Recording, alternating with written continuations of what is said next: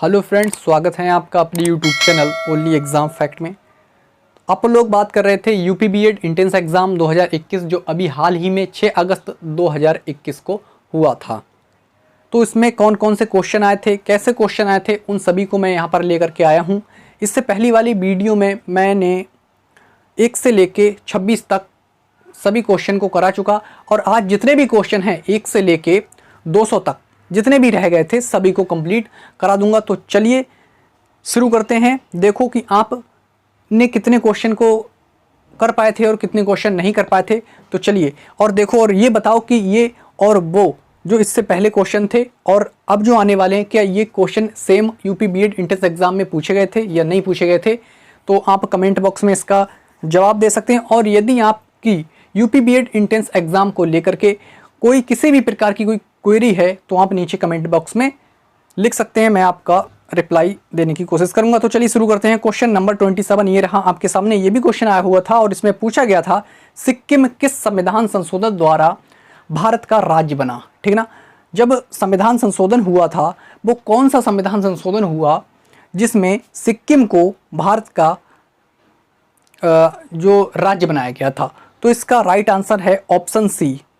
जो भी option C लगा के आया है वो राइट आंसर है एकदम। ऑप्शन सी इसका 36वां राइट आंसर है। बहुत से जो चैनल हैं वो इसका राइट आंसर ऑप्शन डी बता रहे हैं जो एकदम गलत है। ठीक है ना, चलिए तो ऑप्शन सी इसका राइट आंसर है। चलिए नेक्स्ट क्वेश्चन पे चलते हैं और क्वेश्चन नंबर 28वां ये रहा ऑस्ट्रेलियन ओपन 2020। ध्यान देना, ऑस्ट्रेलियन ओपन 2020 किस महिला ने जीता। तो इसका राइट आंसर है ऑप्शन ए नाओमी ओसाका ने। ठीक ना, नाओमी ओसाका ने जीता। चलिए बहुत बढ़िया, चलते हैं नेक्स्ट क्वेश्चन पे। अच्छा, आपका ये एक डाउट रहता होगा कि ऑप्शन बी में क्यों नहीं कुछ लिखा, क्योंकि ये क्लियर ऑप्शन नहीं पता था कि कौन सा था। इसके अलावा मैं कोई और ऑप्शन रख सकता था तो इसमें अभ्यर्थी कन्फ्यूज हो सकते थे कि आपने सर ये क्या रख दिया है ना। चलिए कोई बात नहीं। तो पीवी सिंधु भी था और ये केनिन भी था, नाओमी ओसाका भी था। तो इसका राइट आंसर ऑप्शन ए। चलिए कोई बात नहीं, चलते हैं नेक्स्ट क्वेश्चन पे और क्वेश्चन नंबर 29वां ये रहा स्वास्थ्य दिवस कब मनाया जाता है। अधिकतर अभ्यर्थियों को इसका राइट आंसर पता था। तो चलिए कौन सा था, ऑप्शन ए। ऑप्शन ए इसका है राइट आंसर 7 अप्रैल। 7 अप्रैल को स्वास्थ्य दिवस मनाया जाता है। ठीक ना। अच्छा, एक चीज़ और बताओ कि जो स्वास्थ्य दिवस है ना, जो स्वास्थ्य संगठन है, स्वास्थ्य विश्व स्वास्थ्य संगठन WHO कह सकते हैं, WHO, इसका मुख्यालय कहाँ है। चलिए कमेंट बॉक्स में बताइए इसका मुख्यालय कहाँ है। चलिए कोई बात नहीं, चलते हैं नेक्स्ट क्वेश्चन पे। क्वेश्चन नंबर 30 ये देखो, क्वेश्चन नंबर 30वां ये भी देखो, प्रत्यय से क्वेश्चन आए थे। ठीक ना, जब आप हिंदी पढ़े हो, अगर आप पर हिंदी रहा होगा तो आएगा, अगर आपने इंग्लिश को चूज़ किया होगा तो आपके लिए ये क्वेश्चन नहीं आया होगा। ठीक है ना। तो प्रत्यय से क्वेश्चन भी आया था, 1 से 2 क्वेश्चन आए थे और उपसर्ग से भी क्वेश्चन आए थे। लेकिन ध्यान दें, वो अभ्यर्थी जिन्होंने विलोम को रट्टा मारा, ठीक है ना, जिन्होंने पर्यायवाची पर रट्टा मारा, एक भी क्वेश्चन नहीं आया वहाँ से, एक भी क्वेश्चन नहीं आया। चलिए कोई बात नहीं, चलते हैं नेक्स्ट क्वेश्चन पे। अब ये प्रॉपर क्वेश्चन क्या थे वो इसमें नहीं पता है, क्योंकि अभ्यर्थी जो भी बच्चे थे उनसे मैंने पूछा तो उन्होंने बताया कि इसमें इस प्रकार का था कि निम्न में से कौन सा उपसर्ग सहित शब्द है। अब शब्द उन्हें नहीं पता था कि क्लियर किया था, तो मैंने ये बता दिया कि ये जो प्रत्यय और उपसर्ग से क्वेश्चन बने थे। ठीक है ना। चलिए बहुत बढ़िया, चलते हैं क्वेश्चन पे। ये रहा क्वेश्चन 32। इसमें क्वेश्चन इस प्रकार बना, क्रिया विशेषण कितने प्रकार के होते हैं। बिल्कुल सही पूछा गया था, क्रिया विशेषण कितने प्रकार के होते हैं।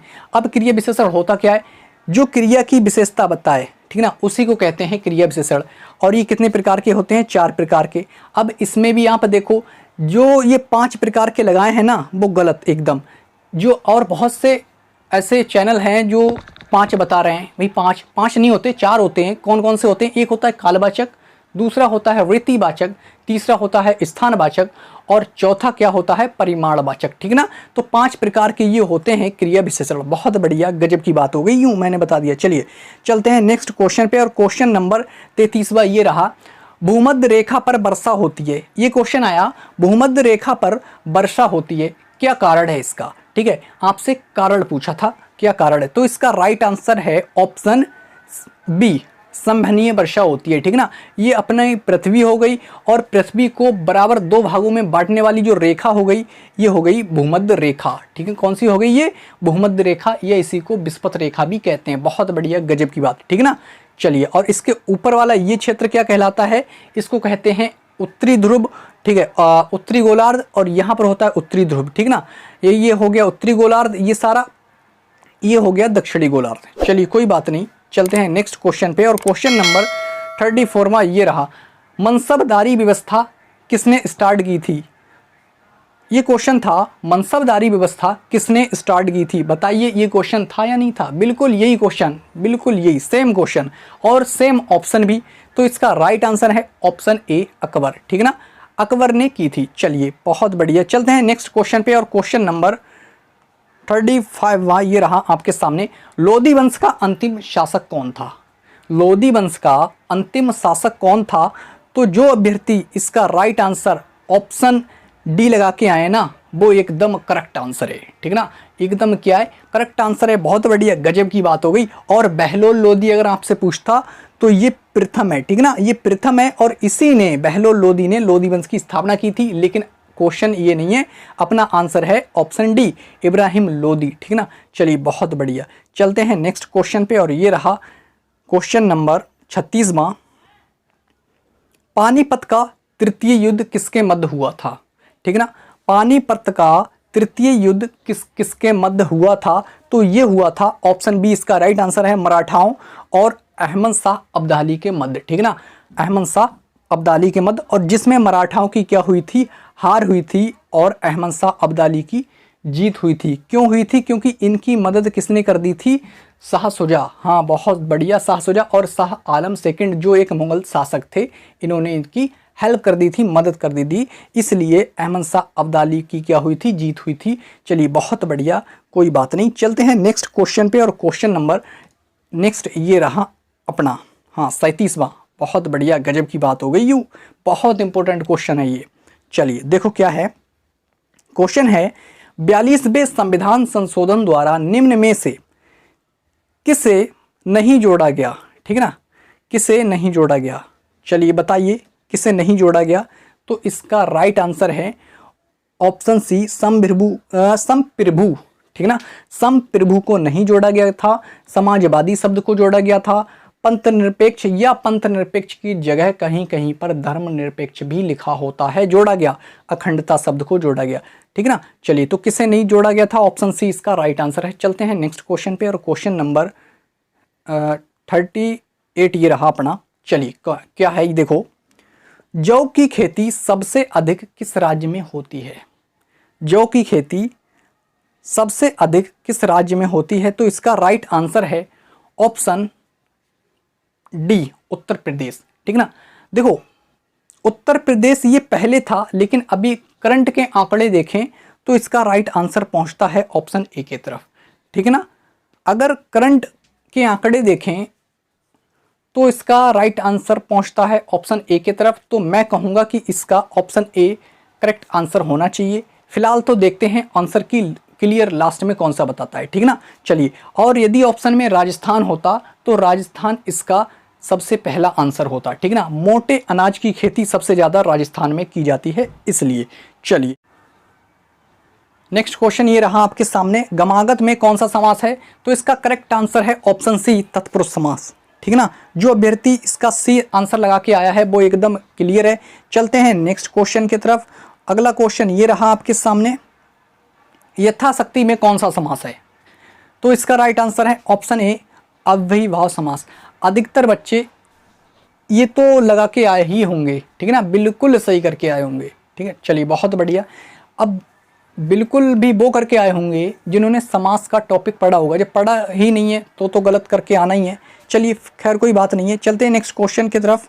क्वेश्चन नंबर 41वां ये रहा आपके सामने, हिंदी अतीत के प्रतीत, अतीत के प्रतीत था या प्रतीक था, आप देख लेना। हिंदी अतीत के प्रतीत किसकी रचना है? बताएं किसकी रचना है? तो ऑप्शन में तो कुछ है नहीं, फिलहाल तो ऑप्शन में कुछ भी रख सकता था, ठीक ना। जो इसका राइट आंसर किया था वो आपको कमेंट बॉक्स में बताना है, ठीक ना। चलिए बहुत बढ़िया, देखते हैं कितने अभ्यर्थी इसका राइट आंसर दे सकते हैं। चलते हैं नेक्स्ट क्वेश्चन पे और क्वेश्चन नंबर 42वां ये रहा आपके सामने। भारतेंदु हरिश्चंद्र के निम्न में से रचना नहीं है। अच्छा समझना, थोड़ा सा यहाँ पर टाइपिंग में मिस्टेक हो गया। भारतेंदु हरिश्चंद्र की निम्न में से रचना नहीं है, कौन सी नहीं है? तो ऑप्शन सी और ऑप्शन डी अधिकतर सभी अभ्यर्थियों को पता था। समझना थोड़ा सा, ऑप्शन सी अंधेर नगरी और भारत दुर्दशा ये सभी को पता था, लेकिन कन्फ्यूजन इन दोनों में थी। बताना क्या कन्फ्यूजन थी या नहीं थी, कमेंट बॉक्स में ज़रूर बताएं। तो इसका राइट आंसर है ऑप्शन बी, ये जो भारत सौभाग्य है ये इनकी रचना नहीं है, ये प्रेमघन जी की रचना है। ठीक ना, किसकी? प्रेमघन जी की रचना है। चलिए चलते हैं नेक्स्ट क्वेश्चन की तरफ और क्वेश्चन नंबर 43वां ये रहा। तुलसीदास की रचना नहीं है, तुलसीदास की रचना नहीं है। ये समझें आप 5 क्वेश्चन रचनाओं से आए थे। ठीक है, जो भी रचनाएं थी उनसे क्वेश्चन आए थे 5। समझना तो रचना कितनी इंपॉर्टेंट हो जाती है पढ़ने के लिए। चलो खैर छोड़ो, ये क्वेश्चन देखो आप, तुलसीदास की रचना नहीं है। अब तुलसीदास की आपको रचना पता होना चाहिए, जब ही आप इसका आंसर लगा सकते थे। ठीक है ना, फिलहाल तो सबने लगा दिया होगा। देखो ऑप्शन ए विनय पत्रिका, बहुत बढ़िया, इनकी है। गीतावली, कवितावली इनकी रचना है, लेकिन ये भक्तमल ये इनकी रचना नहीं है। ये किसकी है? ये नाभादास की है। ठीक ना, किसकी? ये है नाभादास जी की। चलिए बहुत बढ़िया, चलते हैं नेक्स्ट क्वेश्चन की तरफ और क्वेश्चन नंबर 44वां ये रहा आपके सामने। अश्व अक्षांश शक्ति की विशेषता नहीं है, तो इसका करेक्ट आंसर है ऑप्शन ए, शांत स्थिति उच्च वायुदाब। ठीक है ना, चलिए इसका करेक्ट आंसर था। चलते हैं नेक्स्ट क्वेश्चन की तरफ। क्वेश्चन नंबर 45वां ये रहा आपके सामने। भारतीय कैंसर अनुसंधान कहाँ स्थित है? आपको ये बताना है कि ये जो कैंसर अनुसंधान है ये कहाँ स्थित है। तो इसका करेक्ट आंसर देखते हैं कितने अभ्यर्थी दे पाते हैं या लगा के आए। चलो सीधा आंसर ही लगा देते हैं। ऑप्शन बी इसका राइट आंसर है नई दिल्ली। ठीक ना, नई दिल्ली इसका करेक्ट आंसर है। चलिए चलते हैं नेक्स्ट क्वेश्चन की तरफ और क्वेश्चन नंबर 46वां ये रहा आपके सामने। कपास के लिए प्रयुक्त मिट्टी कौन सी है? कपास के लिए प्रयुक्त मिट्टी कौन सी है? तो ऑप्शन सी इसका एकदम करेक्ट आंसर है, काली मिट्टी। सारे क्वेश्चन ये वही हैं जो यूपी बीएड एंट्रेंस एग्जाम में पूछे गए थे, है ना। अगर आप ये देख के आए तो आप एक बार जरूर देखें कि ये थे या नहीं थे, और सेम ऑप्शन भी वही हैं और क्वेश्चन भी वही हैं, है ना। चलिए चलते हैं नेक्स्ट क्वेश्चन की तरफ और क्वेश्चन नंबर 47वां ये रहा आपके सामने। सरल वाक्य, मिश्रित वाक्य और संयुक्त वाक्य। अच्छा ये आप समझें, सरल वाक्य, मिश्रित वाक्य और जो ये संयुक्त वाक्य है, ठीक ना, यहाँ से 3 से लेकर 5 क्वेश्चन आए थे। ठीक ना, 3 से 5 क्वेश्चन आए थे। प्रॉपर क्या थे वो नहीं पता, लेकिन ये टॉपिक मैंने इसमें लिख रखा है कि आगे अगर आप कभी तैयारी करते हो तो यहाँ से क्वेश्चन तो बनना ही बनना है। ठीक है ना। चलिए, विलोम शब्द से एक भी नहीं आया, तत्सम तद्भव से एक भी नहीं आया, पर्यायवाची से एक भी नहीं आया, और एक और क्वेश्चन था अनेक शब्द के लिए एक शब्द से कोई भी क्वेश्चन नहीं आया। ठीक है ना। चलिए चलते हैं नेक्स्ट क्वेश्चन की तरफ और क्वेश्चन नंबर ये रहा आपके सामने। ये कहाँ से आया है? तो आप पढ़ोगे जब टॉपिक विराम, ठीक है ना, विराम चिन्ह जब आप पढ़ोगे तो वहाँ से ये क्वेश्चन आया हुआ है। चलिए देखो क्या है, अर्ध, यहाँ पर ये ऑप्शन एक बार मैं देखूँ, ये जो चिन्ह है ये कौन सा चिन्ह है या कौन सा विराम है, ये आपसे पूछा गया। ठीक ना, इसका नाम क्या है? चलिए तो आपको नाम पता होना चाहिए। तो इसका राइट आंसर है ऑप्शन वी, अर्धपूर्ण विराम। ठीक ना, इसको कहते हैं अर्धपूर्ण विराम। और यदि एक यहाँ पर और एक यहाँ पर इसके नीचे, तो इस वाले विराम को क्या कहते हैं? इसको कहते हैं अपूर्ण विराम। ठीक ना, इसको क्या कहते हैं? अपूर्ण विराम। चलिए कोई बात नहीं, चलते हैं नेक्स्ट क्वेश्चन की तरफ। क्वेश्चन नंबर 49वां ये रहा आपके सामने। कोरोना वायरस के संरक्षण हेतु कौन सा ऐप लॉन्च किया गया था? चलिए कौन सा किया गया था ये आपको बताना है। तो इसका राइट आंसर है ऑप्शन ए, ठीक ना, आरोग्य सेतु।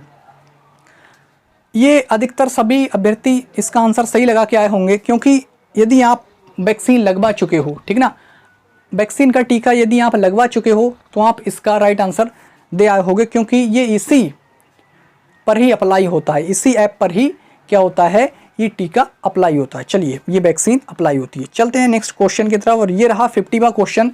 निम्नलिखित में से किस देश में द्विसदनात्मक व्यवस्था नहीं है? ठीक ना, ये क्वेश्चन था, सेम क्वेश्चन है, बिल्कुल सेम क्वेश्चन। तो इसका राइट आंसर है ऑप्शन डी, ऑस्ट्रेलिया।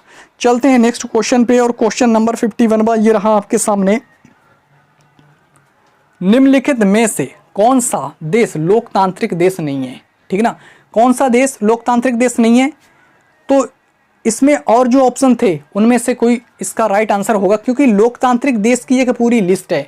जब आपको वो लिस्ट आप देखेंगे तो आपको पता चलेगा कि ये वाले जो देश हैं वो लोकतांत्रिक हैं, और इसमें इंग्लैंड भी आता है, बांग्लादेश भी आता है, ये दोनों क्या हैं, लोकतांत्रिक देश हैं, ठीक ना। अब भारत वैसे भी लोकतांत्रिक देश है ना, क्योंकि लोकतांत्रिक व्यवस्था यहीं से ली गई है। चलिए बहुत बढ़िया, गजब की बात। अब इसके बाद मैं जो लिस्ट एक आपको लोकतांत्रिक देश की दे दूंगा, ठीक ना, एक शॉर्ट वीडियो बना दूंगा, आप देख सकते हैं। चलिए चलते हैं नेक्स्ट क्वेश्चन पे, और क्वेश्चन नंबर 52 ये रहा आपके सामने। कॉफ़ी पोर्ट के नाम से जाना जाता है जो अभ्यर्थी इसका ऑप्शन बी लगा के आए थे ना, सैंटोस, ब्राज़ील के ये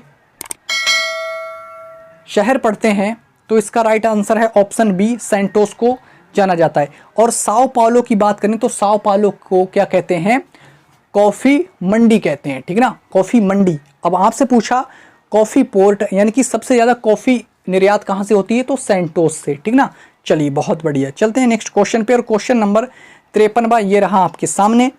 इसमें दे रखा है मंथन का अर्थ है, आपको बताना है मंथन का कौन सा अर्थ है। तो इसका राइट आंसर है ऑप्शन सी, मन से थन, ठीक ना। यही ऑप्शन थे, सेम यही ऑप्शन थे। देखो क्या है अगला क्वेश्चन 54 ये रहा आपके सामने। निम्नलिखित में से सबसे पहले किसका समयकाल था, तो इसका राइट आंसर है ऑप्शन डी, दद्दू दयाल जी का, ठीक ना। दद्दू दयाल जी का सबसे पहले समयकाल था। ये रहा क्वेश्चन संधि से, देखो आया हुआ है संधि विच्छेद, निम्नलिखित में से कौन सा संधि विच्छेद एकदम करेक्ट है, ये आपको बताना है। तो देखो क्या है, तपोवन, इसका राइट आंसर ऑप्शन ए, जो तप प्लस उपवन लगा के आया ना, उनका एकदम राइट आंसर है। वो अभ्यर्थी प्लस में जा रहे हैं, ठीक है। चलिए बहुत बढ़िया, चलते हैं नेक्स्ट क्वेश्चन की तरफ। क्वेश्चन नंबर 56 ये रहा आपके सामने। सिंधी भाषा को किसके अंतर्गत रखा गया है। चलिए बहुत इंपॉर्टेंट क्वेश्चन है, सीधा सीधा क्वेश्चन यहाँ से पूछा जाता है। कितने अभ्यर्थी इसका राइट आंसर ऑप्शन ए लगा के आए हैं, ब्राह्मण, ठीक ना, ब्राह्मण के अंतर्गत रखा गया है। ब्राह्मण के अंतर्गत भाषा आती है एक सिंधी भाषा और दूसरी होती है पंजाबी भाषा। कौन सी भाषा होती है, पंजाबी भाषा, ठीक है ना। चलिए बहुत बढ़िया, तो ये देखें कितने अभ्यर्थी लगा के आए थे, अधिकतर अभ्यर्थी इसको छोड़ के आए थे, ठीक है ना, अधिकतर अभ्यर्थी इसको छोड़ के आए थे। चलिए कोई बात नहीं। और ये सौर सैनी के अंतर्गत कौन कौन सी भाषाएं आती हैं, बताएगा कोई।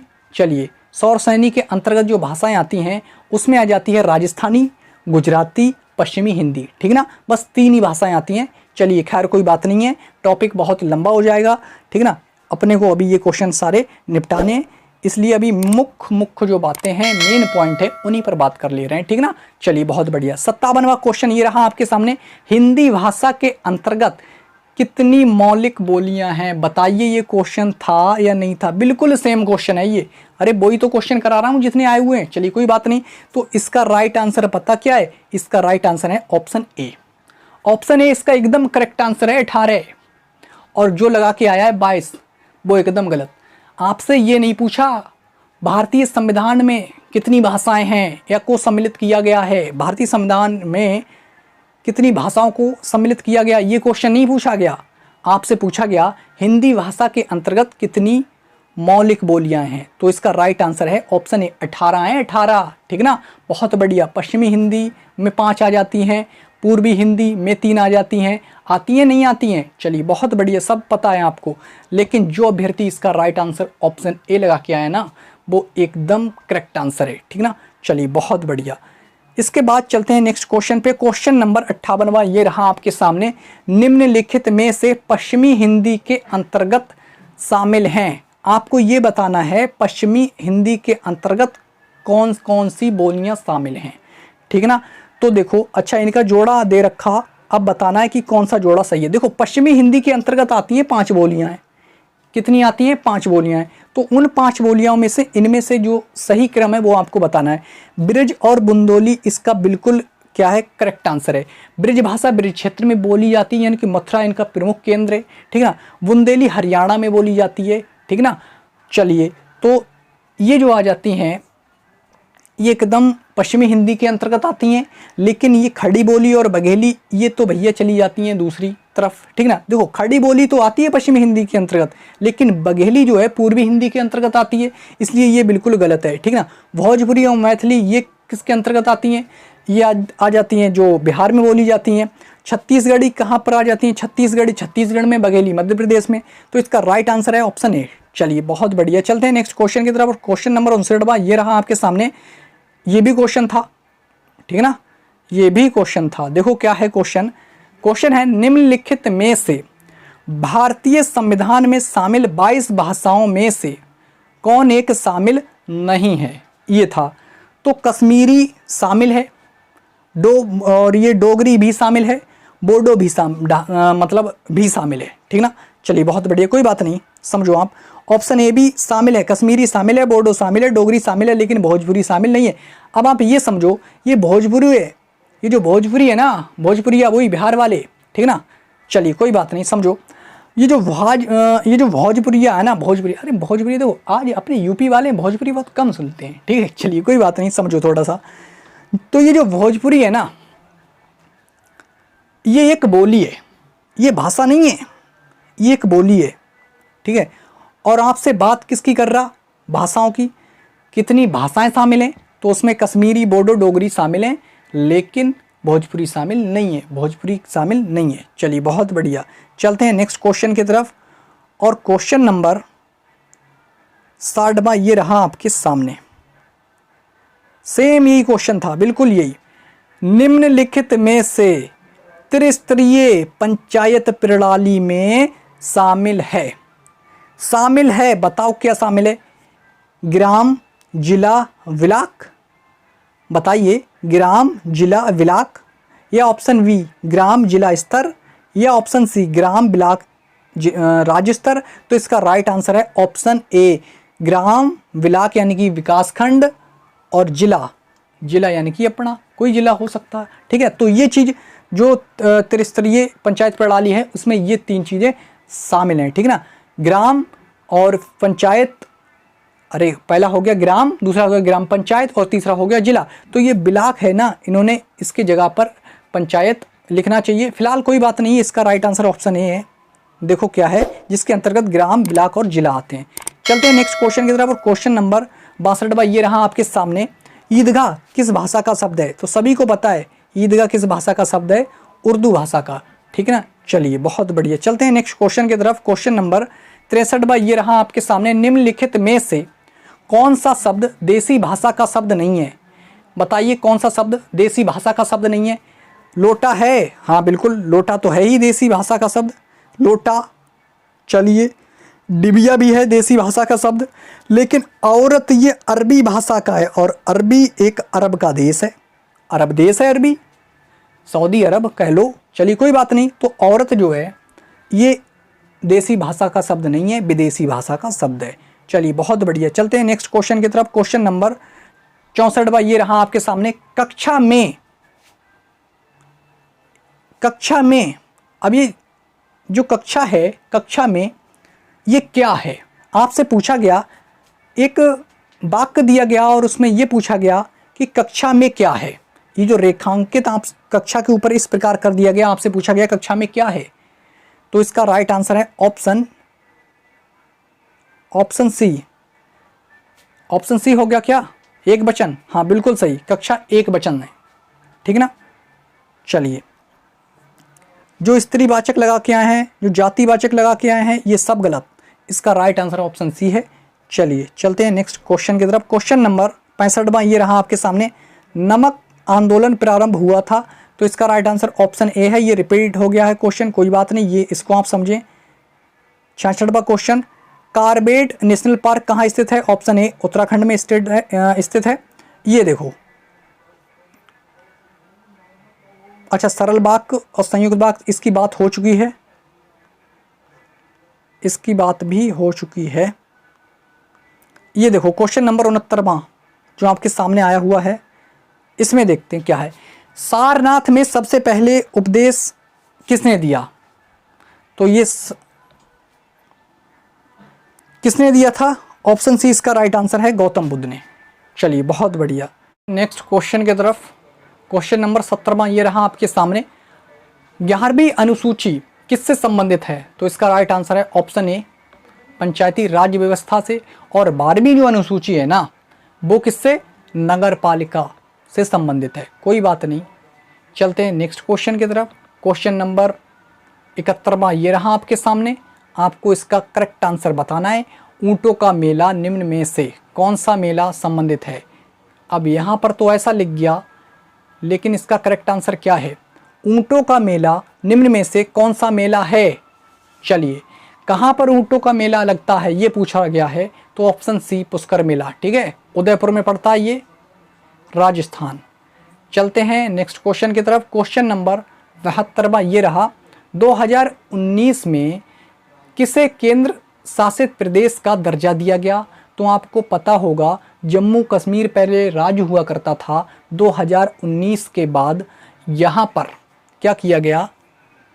इसको केंद्र शासित प्रदेश बना दिया गया। ठीक है ना, जम्मू एंड कश्मीर। ठीक ना, बहुत बढ़िया, गजब की बात। अब ये केंद्र शासित प्रदेश है और अभी वर्तमान में भारत में 8 केंद्र शासित प्रदेश हैं और 28 राज्य हैं। ठीक ना, चलिए चलते हैं नेक्स्ट क्वेश्चन की तरफ। और क्वेश्चन नंबर 53वां ये रहा। अब यहाँ से देखो, आरएड वाले जो अभ्यर्थी हैं वो यहाँ पर मतलब देख सकते हैं 5 क्वेश्चन संस्कृत से थे। 5 क्वेश्चन संस्कृत से थे, तो जो संस्कृत वाले जो बच्चे थे वो ही इसका क्वेश्चन बता सकते थे कि कौन कौन से आए थे। तो उनसे मेरी मुलाकात नहीं हो पाई थी या फिर बातचीत नहीं हो पाई थी, ऐसा कह सकते हैं, है ना। चलिए बहुत बढ़िया, कोई बात नहीं। तो ये क्वेश्चन आए थे। चलते हैं नेक्स्ट क्वेश्चन की तरफ। वहाँ पर देख लो, संस्कृत से 5 क्वेश्चन आए थे। वो पता ही नहीं है कि क्वेश्चन कौन से थे, पता होते तो मैं टाइप कर देता। चलिए, क्वेश्चन नंबर 78वां। कलियां बहुवचन शब्द है, बताइए किसका बहुवचन शब्द है? तो ऑप्शन बी इसका राइट आंसर है, कली का। ठीक है ना, जो केला लगा के आया है, कली लगा के आया है, छोटी वाली कली की बात कर रहा हूँ ये यहाँ पर। तो ये एकदम गलत आंसर है, इसका बी एकदम करेक्ट आंसर है। चलिए चलते हैं नेक्स्ट क्वेश्चन की तरफ। और क्वेश्चन नंबर 79वां ये रहा आपके सामने। पूछा गया, प्रथम मिस वर्ल्ड अवार्ड किसे दिया गया? 79वां क्वेश्चन है, प्रथम मिस वर्ल्ड अवार्ड किसे दिया गया? तो ऑप्शन ए इसका रीता फारिया को दिया गया। ठीक ना, रीता फारिया को दिया गया था। चलते हैं नेक्स्ट क्वेश्चन की तरफ। और क्वेश्चन नंबर 80 ये रहा आपके सामने। सबसे बड़ा महासागर कौन सा है? सभी बच्चों को पता होगा, ऑप्शन ए प्रशांत महासागर है। ठीक ना, चलिए दूसरा कौन सा आता है? दूसरा आता है अटलांटिक महासागर, तीसरा आता है आर्कटिक सागर और चौथा आता है हिंद महासागर। ठीक ना, चलिए चलते हैं नेक्स्ट क्वेश्चन की तरफ। क्वेश्चन नंबर 81वां था ये। मारियाना गर्त किस महासागर में पाई जाती है? तो ऑप्शन ए प्रशांत महासागर में पाई जाती है। ठीक ना, और एक सुंडा गर्त वो हिंद महासागर में पाई जाती है। ठीक ना, सुंडा गर्त। चलिए चलते हैं क्वेश्चन नंबर 82 की तरफ। और 82वां क्वेश्चन है, यूएनओ का मुख्यालय कहाँ है? ये भी क्वेश्चन आया था, यूएनओ का मुख्यालय कहाँ है? जो अभ्यर्थी ऑप्शन बी लगा के आए हैं उनकी तो बल्ले बल्ले होने वाली है। चलिए बहुत बढ़िया, गजब की बात। क्वेश्चन नंबर 83वां ये रहा आपके सामने। गूगल सर्च इंजन की स्थापना कब हुई थी? तो ऑप्शन ए इसका राइट आंसर है 1989 में। ये भी क्वेश्चन आया था। फैदोमीटर का उपयोग किया जाता है। फैदोमीटर का उपयोग क्यों किया जाता है? समुद्र की गहराई नापने के लिए या मापने के लिए कह सकते हैं। ठीक है, और यहाँ ऑप्शन में समुद्र की गहराई नहीं था, बल्कि ये था महासागर की गहराई। ठीक ना, चलिए कोई बात नहीं, चाहे आप महासागर की गहराई देखें या समुद्र की गहराई देखें, इसका राइट आंसर है फैदोमीटर। ठीक ना, चलिए तो फैदोमीटर वाला ऑप्शन सी ही इसका करेक्ट आंसर है, गहराई मापने के लिए यूज होता। अच्छा, ये भी क्वेश्चन आया था, रेडियो का आविष्कार किसने किया था? बहुत बढ़िया क्वेश्चन। ठीक है, कक्षा 9 से आप याद करना स्टार्ट कर देते हो इस आविष्कार वाले को। रेडियो का आविष्कार किसने किया? ठीक ना, तो किसने किया था? गैलीलियो ने या मार्कोनी ने? चलिए कमेंट बॉक्स में बताइए इसका करेक्ट आंसर क्या है। ठीक ना, रेडियो का आविष्कार किसने किया था? चलिए चलते हैं नेक्स्ट क्वेश्चन की तरफ। क्वेश्चन नंबर 86वां ये था, पेंसिल में क्या पाया जाता है? पेंसिल में क्या पाया जाता है? तो ऑप्शन सी ग्रेफाइट पाया जाता है।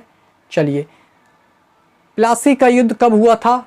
ऑप्शन ए 1757 में हुआ था प्लासी का युद्ध। इसके बाद 3 साल बाद 4 साल बाद लगभग होता है 64 में, सीधा 1764 में होता है बक्सर का युद्ध। बक्सर के युद्ध में 2 सेनाएं लड़ती हैं, एक अंग्रेज और दूसरे होते हैं 3 लोग। कौन होते हैं? 3 सेनाएं होती हैं, शुजाउद्दौला, शाह आलम सेकंड जो मुग़ल शासक थे, और एक होता है कासिम, हाँ बहुत बढ़िया, मोहम्मद कासिम, ठीक ना। चलिए, तो इसकी क्या होती है, इन लोगों की हार हो जाती है और इसके जस्ट बाद होती है इलाहाबाद की संधि, यानी कि 1700 कितने में, 65 में।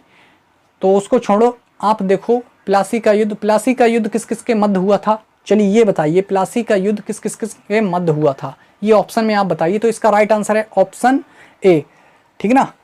चलिए, प्लासी का युद्ध हुआ था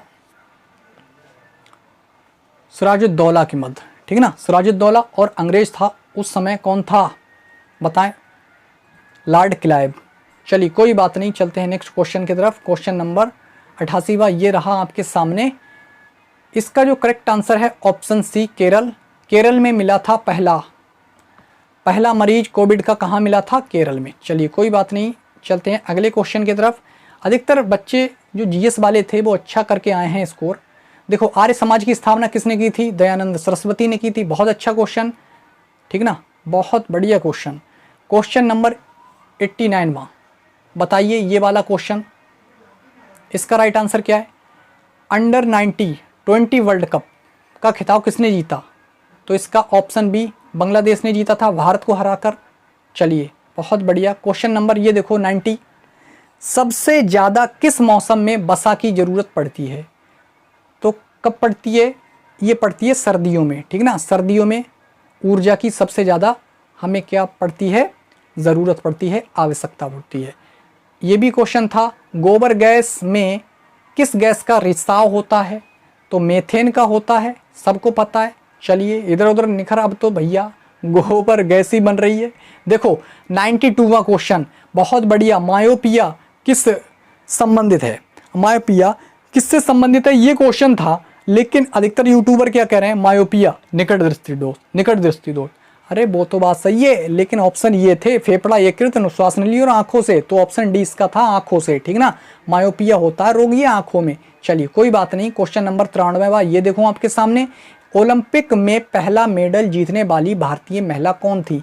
बताइए। ओलंपिक खेल तो अभी हो रहे हैं, कहाँ हो रहे हैं बताओ? टोक्यो में हो रहे हैं, जापान में, ठीक ना। नीरज चोपड़ा ने भाला फेंका, ठीक ना, बहुत बढ़िया, 87.7 मीटर का, कोई नहीं तोड़ पाया भी है। चलिए कोई बात नहीं। देखो इसका राइट आंसर है ऑप्शन ए, मलेश्वरी, ठीक ना। मलेश्वरी ओलंपिक में पहला मेडल जीतने वाली जो महिला थी, भारतीय महिला, वो थी ऑप्शन ए, मलेश्वरी। चलिए देखो ये भी क्वेश्चन आया था, वन इंडिया गर्ल के लेखक कौन है? तो ऑप्शन ए चेतन है, ठीक है, चेतन भगत। बहुत इंपॉर्टेंट क्वेश्चन है और ये रिपीटेड क्वेश्चन है, कई एग्जाम में यहाँ से डायरेक्ट क्वेश्चन पूछा गया। देखो जितनी गर्ल से संबंधित है, चाहे हाफ गर्लफ्रेंड हो, वो भी इन्हीं की बुक है, ठीक ना, चेतन भगत की। अब यहाँ पर दे दिया गया वन इंडिया गर्ल, तो इनकी है ये। इसके अलावा दे दिया गया मेक इन इंडिया असोम, वो भी इनकी ही बुक है। इसके अलावा और भी इनकी कई बुक हैं, ठीक है। एक है नाइट कॉल, वो भी इन्हीं की बुक है। चलिए बहुत बढ़िया। तो जितनी गर्ल से संबंधित जो बुक हैं अधिकतर इनकी हैं, आपको एक नज़र मार लेनी चाहिए थी। चलिए फिलहाल कोई बात नहीं, इसका जो आंसर लगा के आए ऑप्शन ए, उनका तो भैया बल्ले बल्ले, बाकी कोई बात ही नहीं। देखो 95वां क्वेश्चन ये रहा आपके सामने, डीमोस और फिबोस किस ग्रह के उपग्रह हैं? तो इसका राइट आंसर है मंगल, ठीक है, क्या है? मंगल। चलिए बहुत बढ़िया, गजब की बात। क्वेश्चन नंबर 96वां ये रहा आपके सामने, निम्नलिखित में से कौन सा बेमेल है? अच्छा ये बताइए आपका कौन सा बेमेल है? रीजनिंग का क्वेश्चन है ये रीजनिंग का क्वेश्चन है। तो पृथ्वी एक ग्रह है, बृहस्पति भी एक ग्रह है, चंद्रमा एक उपग्रह है, और ये जो धूमकेतु लिखा ना, धूमकेतु, ये एक क्षुद्र ग्रह है। तो इसका राइट आंसर तो ऑप्शन सी होना चाहिए मेरे हिसाब से। फिलहाल आपने क्या लगाया है और क्या इसका राइट आंसर है, कमेंट बॉक्स में बताइए, बाद में मैं आपको रिप्लाई जरूर करूंगा, ठीक है ना। तो इसका राइट आंसर है ऑप्शन सी, चंद्रमा। ये रहा आपके सामने, अग्निशामक यंत्र में कौन सी गैस भरी जाती है? कौन सी गैस होती है? तो option B, carbon dioxide, CO2 होती है। चलिए कोई बात नहीं, गजब का क्वेश्चन था ये। अब देखो 98वां क्वेश्चन, 1 मिनट, 98वां क्वेश्चन ये रहा आपके सामने, हिंदी में कुल कितने लिंग होते हैं? तो हिंदी में होते हैं 2, ठीक है ना, स्त्रीलिंग, पुल्लिंग, और संस्कृत में पूछता तो आपका इसमें आंसर होता बी 3, ठीक है ना। संस्कृत में होते हैं 3 और हिंदी में होते हैं 2। चलिए कोई बात नहीं, चलते हैं नेक्स्ट क्वेश्चन पे। क्वेश्चन नंबर 99वां ये रहा आपके सामने। क्या है, क्रिया विशेषण कितने प्रकार के होते हैं या कितने भेद होते हैं क्रिया विशेषण के? 4 होते हैं। ये रिपीटेड क्वेश्चन है। चलिए यहाँ पर देखिए, बहुत अच्छा क्वेश्चन है। अधिकतर बच्चे इसका आंसर गलत लगा के आए हैं। देखो क्या है, इसमें पूछा गया पुरुषवाचक सर्वनाम के अंतर्गत शामिल हैं, इसमें ये ऑप्शन था। अब आपको बताना क्या शामिल है। उत्तमवाचक शामिल हैं, मध्यमवाचक शामिल हैं, हर एक क्वेश्चन में इसमें बताऊंगा आपको। अधमवाचक, रियल में ये अधमवाचक नहीं होता, इसको कहते हैं अन्नवाचक। क्या कहते हैं? अन्नवाचक। तो पुरुषवाचक के अंतर्गत 3 प्रकार के आते हैं। पहला आता है उत्तमवाचक, दूसरा माध्यमवाचक और तीसरा होता है अन्नवाचक।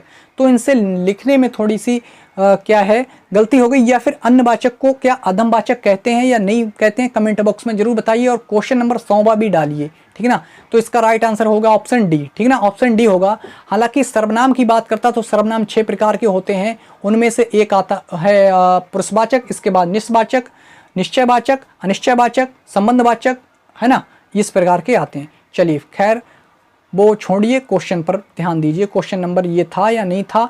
इंडिका के लेखक कौन है? इंडिका के लेखक कौन है? तो मेगास्थनीज इनके क्या है? आंसर था, करेक्ट आंसर। कल्हड़ नहीं है। चलिए बहुत बढ़िया। क्वेश्चन नंबर 102वां ये रहा आपके सामने।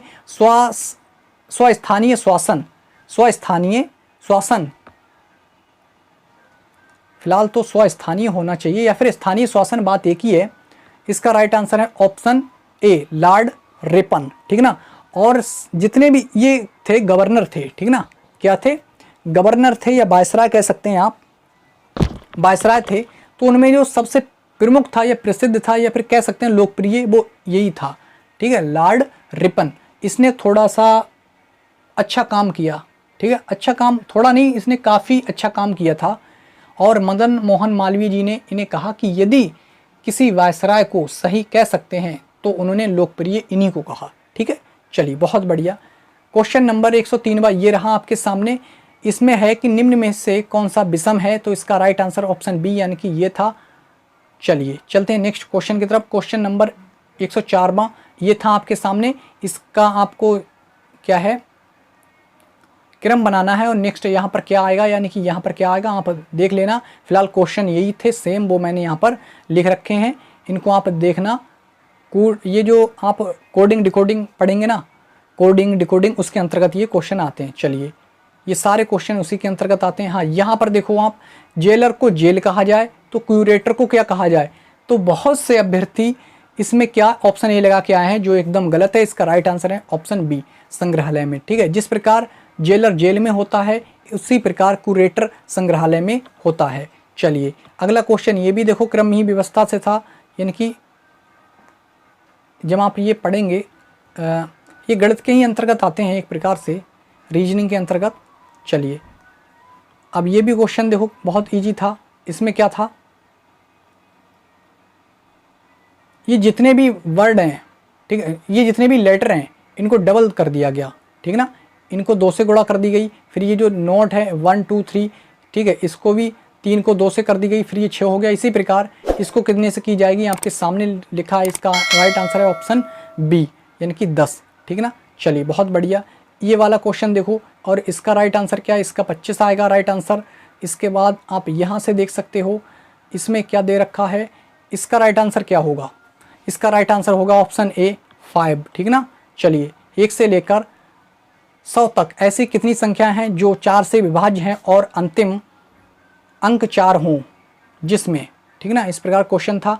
यहाँ पर देखो इसमें ये क्वेश्चन है, एक विक्रेता ने 1 रुपये में 6 नींबू खरीदे, वह 20% लाभ प्राप्त करने के लिए 1 रुपये में कितने नींबू बेचेगा? तो इसका राइट आंसर ऑप्शन ए है 5।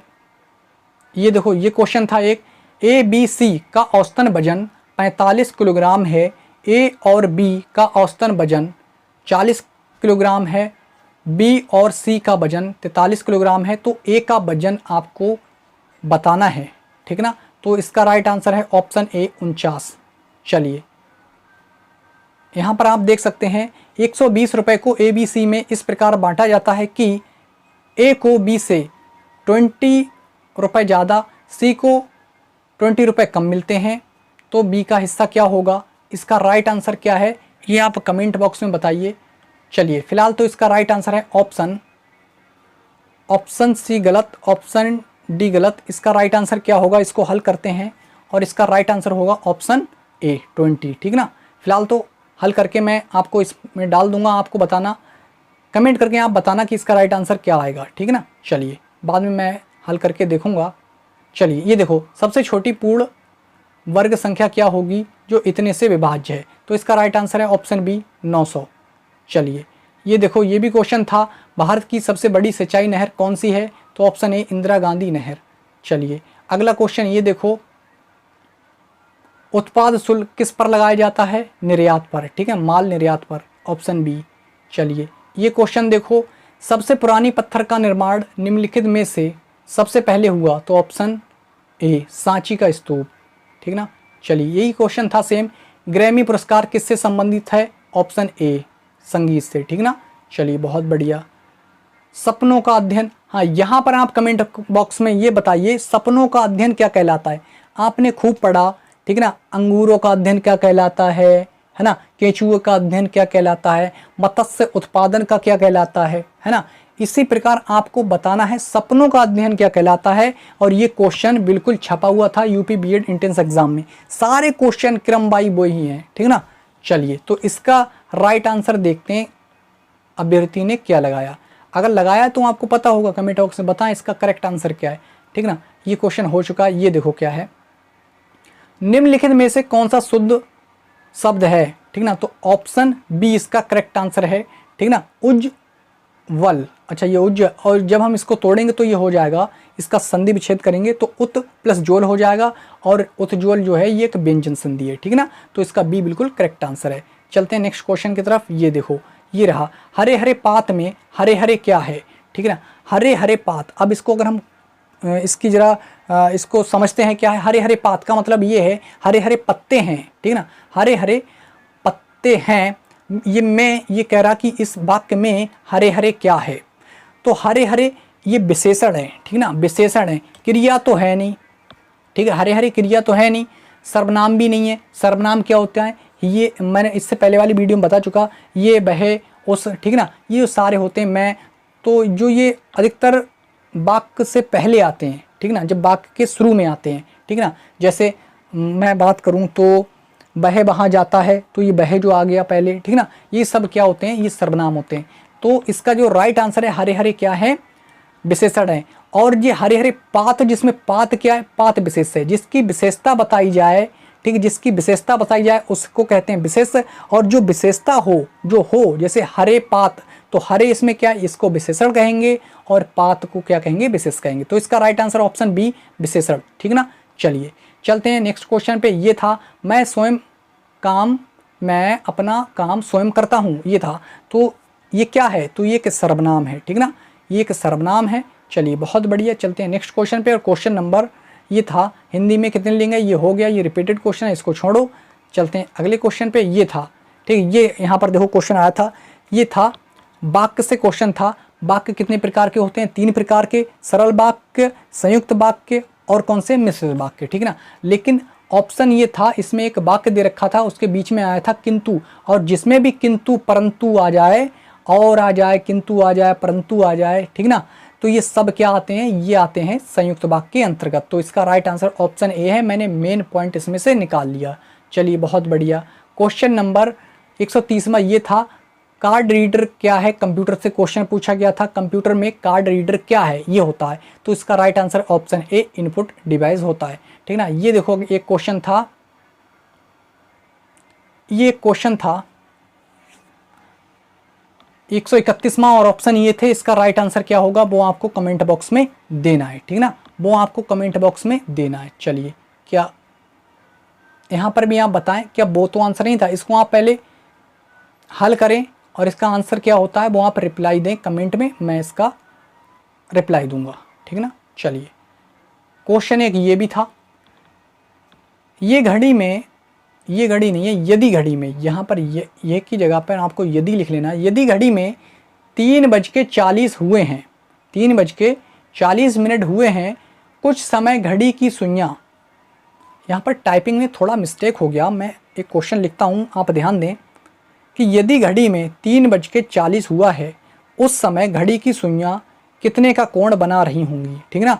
उस समय घड़ी की सुइयाँ कितने का कोण बना रही होंगी, तो इसका राइट आंसर क्या है, ऑप्शन डी 135 इसका राइट आंसर है। आप देख सकते हैं सेम वही क्वेश्चन था, ये वाला आप बताएं ये क्वेश्चन था या नहीं था, सेम सभी क्वेश्चन वही हैं। ये देखो क्या, जयेश का कोई भाई या बहन नहीं है, उसने महिमा की तरफ इशारा करते हुए कहा, उसने महिमा की तरफ इशारा करते हुए कहा, वह उसके पिता की पत्नी का बेटा की बेटी है, महिमा जहेज से संबंधित है। तो आपको बताना है, पहली चीज़ तो आपको ये समझना, जयेश का कोई भाई या बहन नहीं है, ठीक है, जयेश का कोई भाई या बहन नहीं है, ठीक है। तो ये जो भाई बहन वाला मैटर है इसको तो काटो इसको। उसने महिमा की तरफ इशारा करते हुए कहा कि वह उसके पिता, यानी कि जयेश के पिता, यानी कि जयेश के पिता की कोई पत्नी है, यानी कि पत्नी का कोई बेटा है, ये हो गया जयेश के पिता की कोई पत्नी ये हो गई, इनका कोई बेटा हो गया, और बेटा ये हो गया या बेटी हो गई, कंफर्म नहीं है, जयेश ये दे रखा, और इनकी कोई एक बेटी है, तो इनका संबंध पूछ रहा, और इससे तो ये हो गया जयेश और ये हो गई महिमा, तो इनका संबंध बताना है। तो ये इसकी क्या है, ऑप्शन बी, जयेश की ये कौन है, बेटी है, ठीक है ना, बेटी है। माँ हम कह नहीं सकते क्योंकि ये जो जयेश है ये पिता है या पत्नी है, कंफर्म नहीं है, ठीक है ना। चलिए, क्योंकि जयेश पिता भी हो सकता और जयेश माँ भी हो सकती, ठीक है ना। तो ये नाम का थोड़ा सा लोचा है इसमें, लेकिन इसका करेक्ट आंसर ऑप्शन बी। चलिए बहुत बढ़िया, गजब का क्वेश्चन था यूँ। अब देखो ये भी एक क्वेश्चन आया था, पिता और पुत्र की औसत आयु का अनुपात क्या 3:5 है, 3 वर्ष बाद उनकी आयु का अनुपात 9:11 हो जाता है, तो पुत्र की वर्तमान आयु क्या होगी, ठीक है ना। यही सेम क्वेश्चन यही था, इसका राइट आंसर आप कमेंट बॉक्स में बताना कि इसका राइट आंसर क्या होगा। चलते हैं नेक्स्ट क्वेश्चन की तरफ। क्वेश्चन नंबर ये रहा आपके सामने, एक व्यक्ति उत्तर की ओर मुंह करके 40 किलोमीटर की दूरी तय करता है, ठीक है, और फिर बाईं ओर मुड़कर 50 किलोमीटर चलता है, वहाँ से बाईं ओर मुड़कर 40 किलोमीटर चलता है, वह अपनी प्रारंभिक बिंदु से कितनी दूर पर और किस दिशा में है, ठीक है ना। तो ये उसकी प्रारंभिक हो गई, क्या बिंदु हो गया उस व्यक्ति का, यहाँ से लेकर यहाँ ये उत्तर की ओर चलता है 40 किलोमीटर, फिर वहाँ से बाईं मुड़ गया और यहाँ से चला 50 किलोमीटर, फिर वहाँ से बाईं मुड़ गया और यहाँ से चला 40 किलोमीटर, ठीक है ना। तो प्रारंभिक बिंदु ये है और ये इससे किधर है, पश्चिम दिशा में है, ठीक है। और कितनी दूरी पर है, 50 किलोमीटर, क्योंकि ये यहाँ से लेकर यहाँ तक 50 किलोमीटर है, तो ये भी यहाँ से 50 किलोमीटर, तो इसका राइट आंसर ऑप्शन बी हो गया, ठीक है ना। चलिए बहुत बढ़िया फ्रेंड, तो 136 में से 30 क्वेश्चन में पहली वाली वीडियो में, जो इससे पहले वाली वीडियो मैंने अपलोड की थी उसमें क्लियर करा चुका था, उसके बाद लगभग 100 क्वेश्चन आज मैंने क्लियर करा दिए। अब इसके बाद जो क्वेश्चन आएंगे वो साइंस के 30 क्वेश्चन रहेंगे जो साइंस वालों के थे, ठीक है ना। जैसे ये आर्ट वालों के थे तो आर्ट वाले, रीजनिंग और हिंदी, मैंने 3 चीज़ें इसमें मिक्स कर दी, ठीक है। स्पेशल अगर बात करूँ विज्ञान के तो वो क्वेश्चन यहाँ पर लेकर के आ जाऊँगा, ठीक है ना। इसके अलावा कॉमर्स वाले जो बारडे जिससे थे उनको भी लेकर आ जाऊँगा, तो जितने भी हैं सारे क्वेश्चन यहाँ पर लेकर के आऊँगा। और यदि आप पहली बार चैनल पे आए हैं तो प्लीज़ चैनल को सब्सक्राइब करना ना भूलें, ठीक है ना। चलिए मिलते हैं नेक्स्ट वीडियो में, तब तक के लिए टाटा बाय बाय। और आप कमेंट बॉक्स में ये ज़रूर बताएं कि ये क्वेश्चन सेम वही थे, ऑप्शन वही थे या नहीं, ठीक है ना। और जो क्वेश्चन मैंने बताए थे आपको रिप्लाई देने के लिए आंसर, ठीक है ना, वो आंसर भी आप रिप्लाई दें। तो चलिए फिर मिलते हैं नेक्स्ट वीडियो में, तब तक के लिए टाटा बाय बाय। यदि आप पहली बार चैनल पे आए तो चैनल को सब्सक्राइब जरूर कर लीजिए। तो चलिए फिर मिलते हैं नेक्स्ट वीडियो में।